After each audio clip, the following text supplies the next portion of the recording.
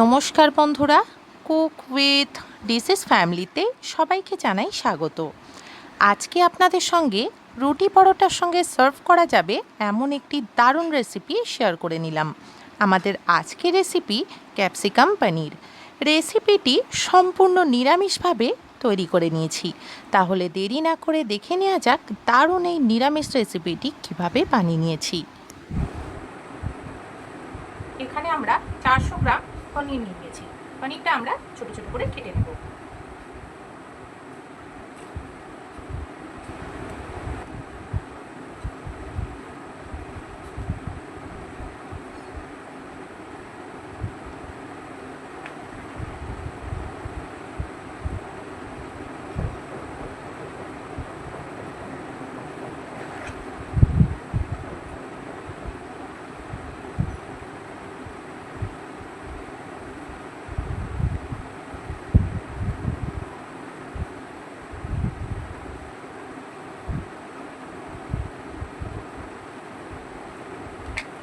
আমরা এখানে পনিরটা এই সাইজে কাটছি, আপনারা ছোট বা বড় সাইজ করে কেটে নিতে পারেন।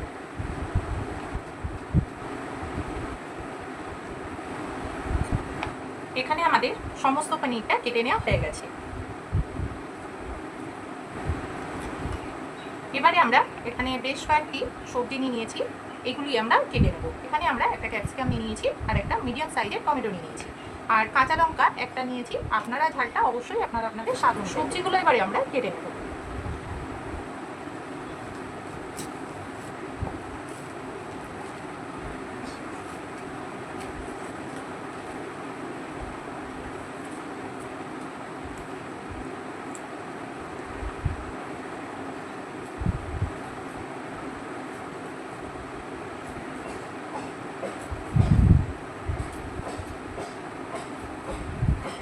সবজিগুলো এখানে আমরা একদম ছোট ছোট করে কেটে নেব।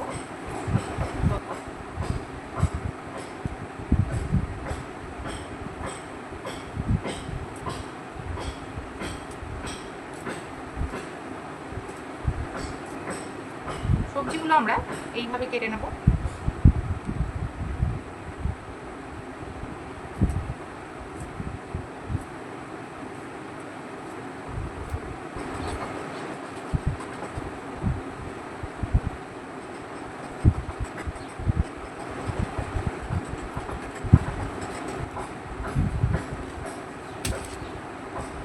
সবজিগুলো আমার কেটে নেওয়া হয়ে গেছে। এবারে আমরা একটা বাটিতে 2 চামচ মতো দই নিয়ে নিচ্ছি। খুব বেশি নেব না, 2 চামচ নেব। এর মধ্যে আমরা সামান্য পরিমাণে কিছুটা হলুদ গুঁড়ো দিয়ে দিচ্ছি, পরিমাণ মতো কিছুটা শুকনো লঙ্কা গুঁড়ো দিয়ে দিচ্ছি। চালটা অবশ্যই আপনাদের স্বাদ অনুযায়ী দেবেন। পরিমাণ মতো কিছুটা ধনে জিরে বাটা দিয়ে দিচ্ছি, আপনারা চাইলে গুঁড়োও ব্যবহার করতে পারেন। এবারে আমরা সমস্ত উপকরণটা খুব ভালোভাবে মিশিয়ে নেব।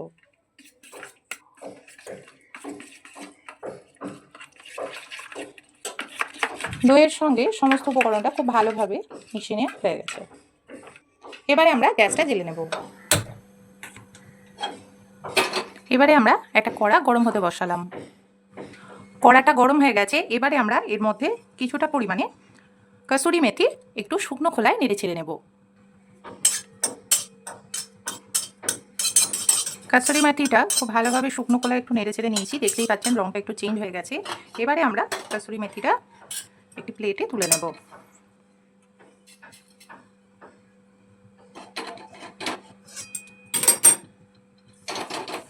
কসুরি মেথিটা একটু কাঠের সাহায্যে এরকম গুঁড়ো করে নিচ্ছি।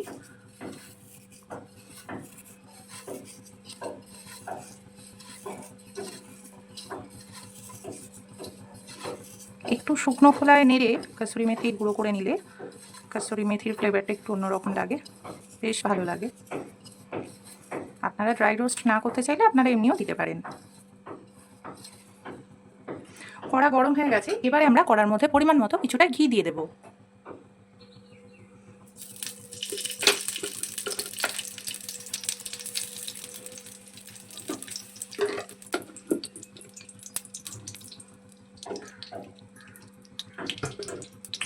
ঘি ঘিটা গরম হতে দেব। ঘিটা মেল্ট হয়ে গেছে, দেখতেই পাচ্ছেন। এবারে আমরা পনিরগুলো ঘিয়ের মধ্যে দিয়ে দেব। পনিরগুলো হালকা একটু ভেজে নেব। আপনারা চাইলে নাও ভাজতে পারেন, বাট আমি একটু পনির ভেজে নিই। আমার পনিরটা ভেজে নিলে স্বাদটা একটু ভালো লাগে।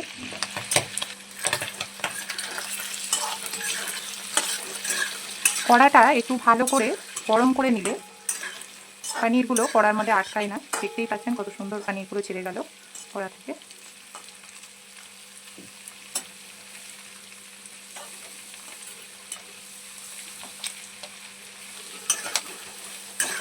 খুব বেশি কিন্তু কড়া করে ভাজবো না, হালকা জাস্ট একটু লাল হবে এইরকমই ভাজবো।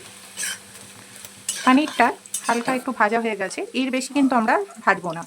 পনিরটা এবার আমরা তুলে নেবো একটি প্লেটে।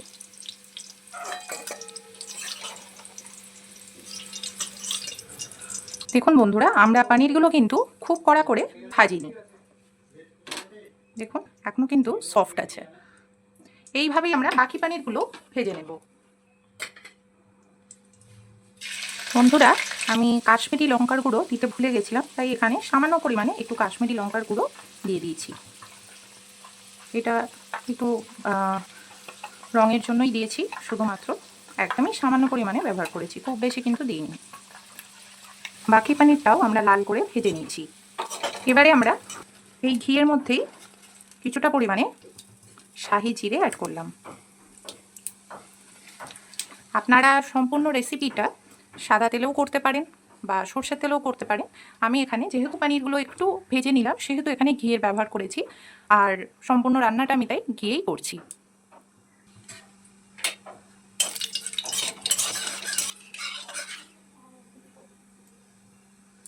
ফোড়নটা হালকা একটু ভেজে নিয়েছি, খুব বেশি ভাজবো না। এবারে আমরা কেটে রাখা ক্যাপসিকামটা দিয়ে দিচ্ছি।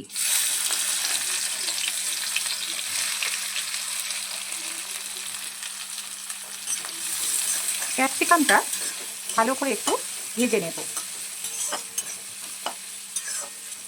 খুব বেশি ভাজবো না। ক্যাপসিকামের কালারটা একটু চেঞ্জ হওয়া পর্যন্ত একটু নেড়ে চেড়ে নেব। ক্যাপসিকামটা হালকা একটু ভেজে নেওয়া হয়ে গেছে। এবারে আমরা কেটে রাখা কাঁচা লঙ্কাটা দিয়ে দিলাম। কাঁচা লঙ্কাটা একটু নেড়ে চেড়ে নেব। আমরা আর কিন্তু ক্যাপসিকাম ভাজবো না। কেটে রাখা টমেটোটাও দিয়ে দেব।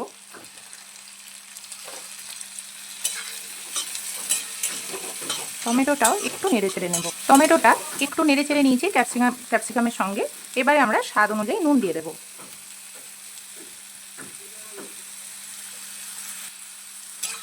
নুনটা টমেটো এবং ক্যাপসিকামের সঙ্গে একটু নেড়ে চেড়ে নিচ্ছি। নুনটা দিলাম, এতে টমেটোটা একটু সফট হয়ে যাবে।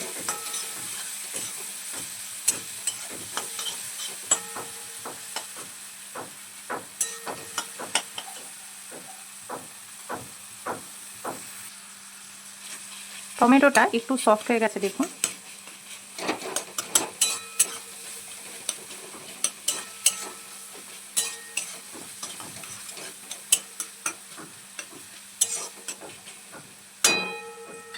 এবারে আমরা টক দই এবং মশলার যে মিশ্রণটা তৈরি করে রেখেছিলাম সেটা দিয়ে দেব।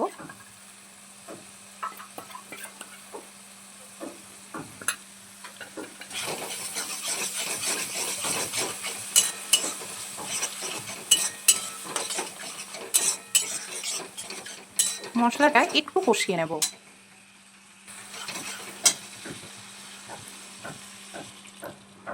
টক দই এবং মশলাটা যে বাটিতে আমি রেখেছিলাম সেই বাটিটা ধুয়ে অল্প একটু জল দিয়ে দিলাম।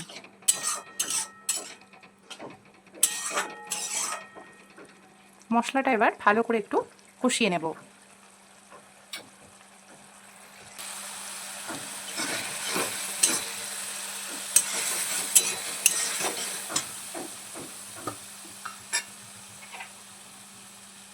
এবারে আমরা সামান্য পরিমাণে কিছুটা আদা দিয়ে দিচ্ছি।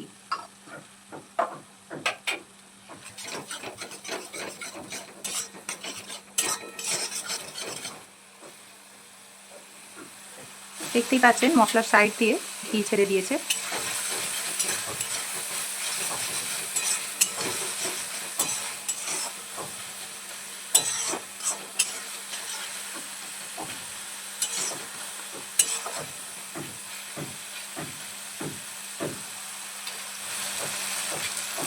মশলাটা খুব ভালোভাবে কষিয়ে নেওয়া হয়ে গেছে, দেখতেই পাচ্ছেন। এবারে আমরা এর মধ্যে পরিমাণ মতো কিছুটা জল দেব, খুব বেশি নয়, একদম অল্প দেব।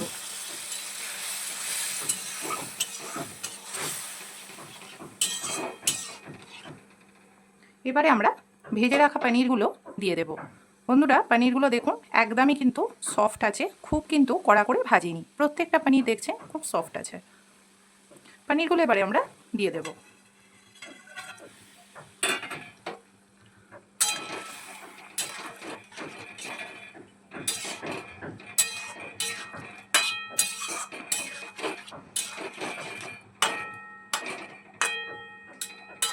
সামান্য পরিমাণে কিছুটা চিনি দিয়ে দেব। চিনিটা খুব ভালোভাবে গ্রেভির সঙ্গে একটু নেড়ে ছেড়ে নেব। মিষ্টিটা অপশনাল, আপনারা দিতেও পারেন, নাও দিতে পারেন। এই রেসিপিটাতে একটু মিষ্টি দিলে রেসিপিটি খেতে ভালো লাগে। গ্রেভিটা একটু ফুটতে দেব। দেখুন বন্ধুরা, গ্রেভিটা অনেকটাই কমে গেছে, মাখো মাখো হয়ে গেছে। আর কিন্তু আমরা গ্রেভিটা ঘন করব না। এবারে আমরা গ্যাসটা বন্ধ করে দেব। এবারে আমরা উপর থেকে সামান্য পরিমাণে কিছুটা গরম মশলা গুঁড়ো ছড়িয়ে দিচ্ছি, একদমই সামান্য, খুব বেশি দিচ্ছি না। এবারে আমরা উপর থেকে কাসুরি মেথি ছড়িয়ে দিচ্ছি। এটা একটু নেড়ে ছেড়ে নেব।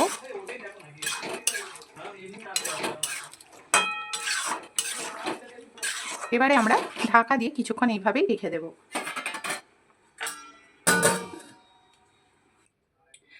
কয়েক মিনিট ঢাকা দিয়ে এইভাবে রেখে দিয়েছিলাম। এবারে আমরা ঢাকাটা সরিয়ে নেব। দেখুন বন্ধুরা, পনিরটা কতটা সুন্দর দেখতে হয়েছে। এবারে আমরা পনিরটা একটি পাত্রে ঢেলে নেব। ক্যাপসিকাম পনির তৈরি হয়ে গেছে। রেসিপিটি বাড়িতে থাকা কয়েকটি উপকরণ দিয়েই বানিয়ে নিয়েছি। সম্পূর্ণ নিরামিষ এই রেসিপিটি রুটি পরোটার সঙ্গে সার্ভ করতে পারেন। রেসিপিটি ভালো লাগলে ভিডিওটিকে লাইক, কমেন্টস অ্যান্ড শেয়ার করবেন এবং আরও নতুন নতুন রেসিপি পেতে আমাদের এই চ্যানেলটিকে সাবস্ক্রাইব করবেন। সকলেই ভালো থাকবেন, সুস্থ থাকবেন। নমস্কার।